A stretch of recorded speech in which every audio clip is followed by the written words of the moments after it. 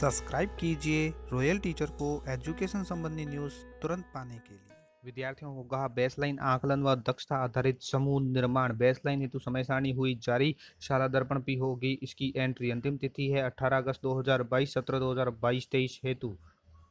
जी हाँ साथियों, इस वक्त की बड़ी खबर की बात करें तो कक्षा 3 से 5 और 6 से 8 के लिए बेसलाइन आकलन होगा। ये तो आप सभी जानते हैं, लेकिन बेसलाइन आकलन के आधार पर दक्षता आधारित समूह का निर्माण होगा। तो समूह है वो दो तरह के समूह बनेंगे। एक वो समूह होगा जो 60% से अधिक स्कोर करेगा, एक वो समूह होगा जो 60% से कम स्कोर करेगा। तो इस तरह से समूह दक्षता आधारित समूह निर्माण होंगे और फिर शाला दर्पण पर इनकी एंट्री भी होगी। प्रत्येक क्वेश्चन है वो 1 अंक का होगा। 1 अंक प्रत्येक बच्चे को जितने क्वेश्चन कर रहे हैं बेसलाइन आकलन में, तो एक एक क्वेश्चन को जोड़कर जितनी योग बनती है उसको शाला दर्पण पे हमें उसकी एंट्री भी करनी है। इसके आधार दक्षता आधारित समूह निर्माण किस प्रकार करेंगे, बेसलाइन आकलन कैसे लेंगे, कहाँ पर लेंगे और शाला दर्पण पर एंट्री कहाँ करेंगे, पूरी बात करेंगे आज के इस वीडियो में। नमस्कार साथियों, मेरा नाम है मोतीलाल कनौजिया और आप देख रहे हैं रॉयल टीचर। चलिए दोस्तों, शुरू करते हैं आज का हमारा वीडियो और बताते हैं आपको दक्षता आधारित समूह निर्माण किस प्रकार करना है, विद्यार्थियों का बेसलाइन आकलन कैसे लेना है।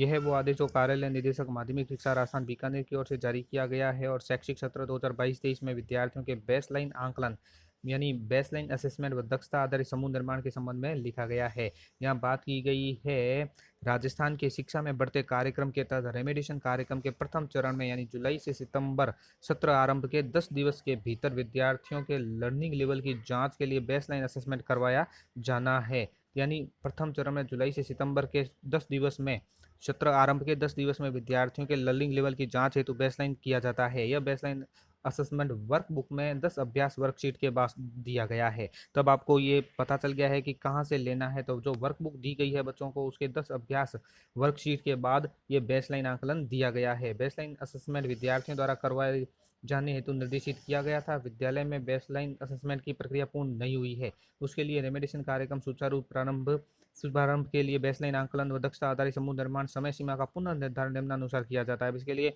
ये सारणी भी बताई गई है जिसमें बेसलाइन हेतु टाइम टेबल दिया गया है। कक्षा 3 से 8 के लिए अलग है। शाला दर्पण पर लाइव मॉड्यूल कब होगा, यहाँ पे आप बात करें जैसे कक्षा 3, 4 और 5 की, तो सुबह हिंदी, गणित और अंग्रेजी का बेसलाइन आकलन कब कब लेना है, कितने से कितने बजे तक लेना है। लेकिन ये करना कैसे है, उसके लिए कुछ पॉइंट है जो ध्यान में रखने हैं। जैसे रेमेडिएशन कार्यक्रम के प्रथम चरण में विद्यार्थियों के लर्निंग लेवल की जांच के लिए वर्कबुक में 10 अभ्यास वर्कशीट के बाद दिया गया है बेसलाइन आकलन विद्यार्थियों द्वारा करवाया जाना है।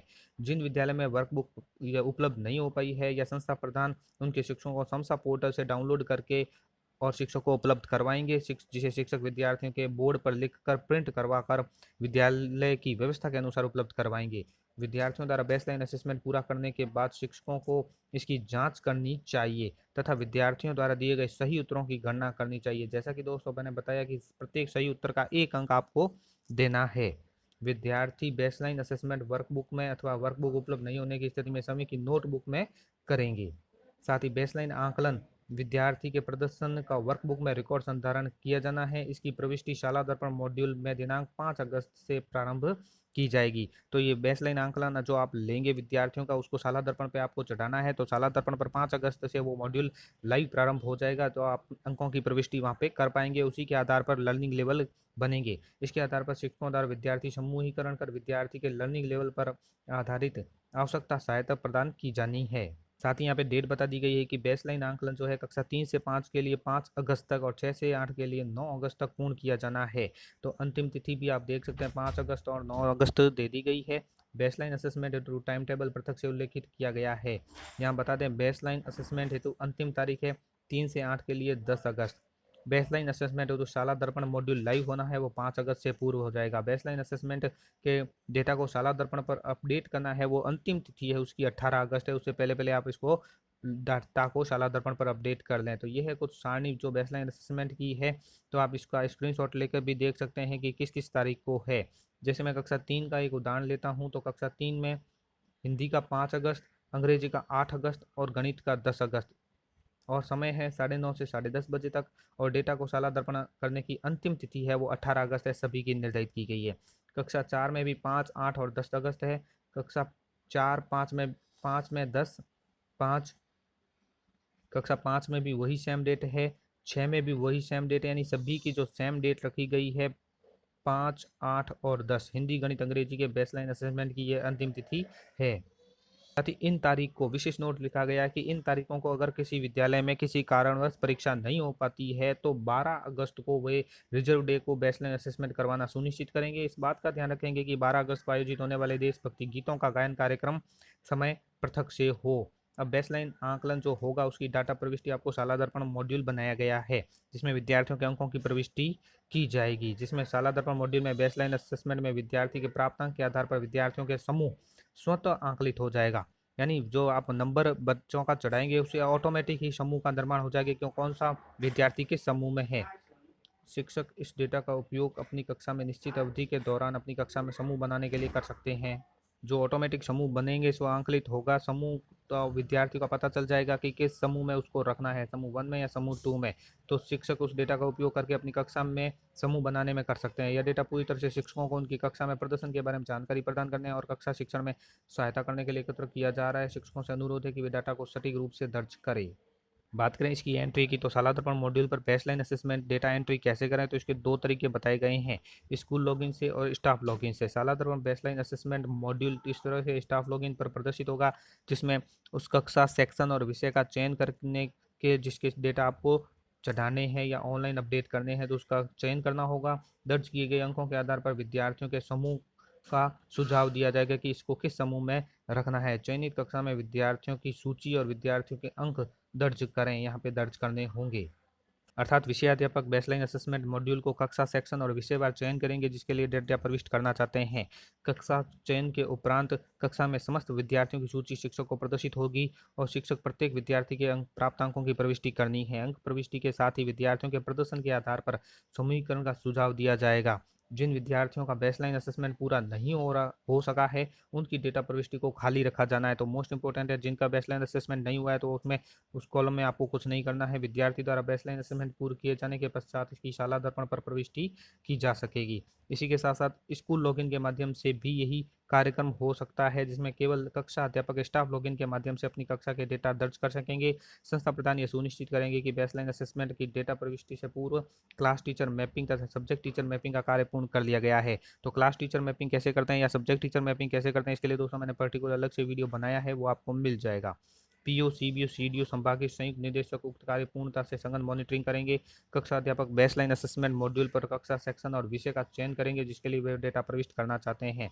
शिक्षक को प्रत्येक विद्यार्थी के प्राप्त अंकों की प्रविष्टि करनी है। अंक प्रविष्टि के साथ ही विद्यार्थियों को उनके प्रदर्शन के आधार पर समूहीकरण का सुझाव दिया जाएगा। शाला दर्पण पर बेसलाइन असेसमेंट डेटा की रिपोर्ट भी आएगी, जिसमें प्रविष्ट बेसलाइन असेसमेंट डेटा की संपूर्ण स्कूल लॉगिन पर उपलब्ध रहेगी। बेसलाइन असेसमेंट का डेटा है का सारांश किस तरह प्रदर्शित होगा, जैसे विद्यार्थी का पूरा नाम है, बेसलाइन असेसमेंट में विद्यार्थी के कितने प्राप्तांक है और प्राप्तांक के आधार पर विद्यार्थी का समूह कौन सा है। तो शिक्षक रिपोर्ट प्रिंट कर उपचारात्मक अवधि में अपनी कक्षा समूह के छात्रों को प्रदर्शन के लिए डेटा का उपयोग कर सकेंगे। तो इस तरह से पता चल जाएगा विद्यार्थियों के नाम जिनका दर्ज डेटा किया गया है, विद्यार्थियों का द्वारा प्राप्त कितने अंक है, विद्यार्थियों को कौन सा समूह दिया गया है। ये जो बेसलाइन असेसमेंट है उनकी शाला दर्पण पर प्रविष्टि के लिए शाला संस्था प्रधान के प्रबोधन में विषय अध्यापक द्वारा की जाएगी। संस्था प्रधान व पीओ प्रत्येक विद्यालय में असेसमेंट की विजिट मॉनिटरिंग करेंगे।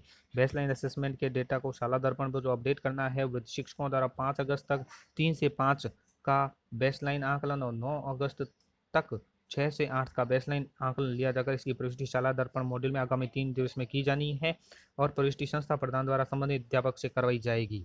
अब बात करते हैं विद्यार्थी ग्रुपिंग की। तो विद्यार्थी का ग्रुप कैसे बनेगा कि बेसलाइन असेसमेंट में जिन विद्यार्थी के 60% से अधिक स्कोर करने वाले को समूह 1 में रखा जाएगा, 60% से कम स्कोर करने वाले विद्यार्थी को समूह 2 में रखा जाएगा। संस्था प्रधान सत्र बीतने के साथ विद्यार्थी की प्रगति को देखते हुए विद्यार्थी के समूह को समय के स्तर पर परिवर्तित करने के लिए अधिकृत रहेंगे। समूहीकरण में संस्था प्रधान द्वारा यह आवश्यक रूप से सुनिश्चित किया जाएगा कि विद्यार्थी में हीन भावना नहीं आए। कोई शिकायत प्राप्त होने पर संस्था प्रधान द्वारा उसकी त्वरित से निपटान किया जाएगा। समूह का निर्धारण बेसलाइन असेसमेंट की शाला दर्पण प्रविष्टि के आधार पर स्वतः आकलित हो जाएगा। संस्था प्रधान विद्यार्थी में प्रगति के आधार पर विद्यार्थी समूह को बदलने में अधिकृत रहेंगे। समूहीकरण का आधार किसी भी विद्यार्थी के ज्ञान का आकलन करना नहीं है, अतः संवेदनशीलता रखते हुए विद्यार्थी के सीखे जाने वाली दक्षताओं को ध्यान में रखते हुए ग्रुप बनाने हैं। यह विशेषतः ध्यान रखना चाहना है कि लर्निंग गैप की क्षतिपूर्ति के लिए कक्षाओं को कक्षा स्तर से न्यून स्तर के विद्यार्थियों के समूह बनाए जानने पर इस बात का पूरा ध्यान रखा जाए कि कोई भी विद्यार्थी में हीन भावना ग्रसित नहीं हो। तो दोस्तों ये थे कुछ निर्देश बेसलाइन असेसमेंट को लेकर कि बेसलाइन असेसमेंट कैसे लेना है, उसकी शाला दर्पण पर प्रविष्टि कैसे करनी है। फिलहाल अभी ये मॉड्यूल प्रारंभ नहीं हुआ है, जब भी प्रारंभ होगा तो आपको इसमें वीडियो में मिल जाएगा। अलग से वीडियो बनाऊंगा जिसमें आपको पता चलेगा कि ये वीडियो आपको किस तरह करना है शाला दर्पण पर ऑनलाइन। धन्यवाद साथियों, उम्मीद है ये वीडियो आपको पसंद आई होगी। वीडियो पसंद आए तो जरूर लाइक शेयर और सब्सक्राइब कीजिए। पास में आने वाले घंटी के बटन को जरूर दबाएं एजुकेशन संबंधी न्यूज़ तुरंत पाने के लिए।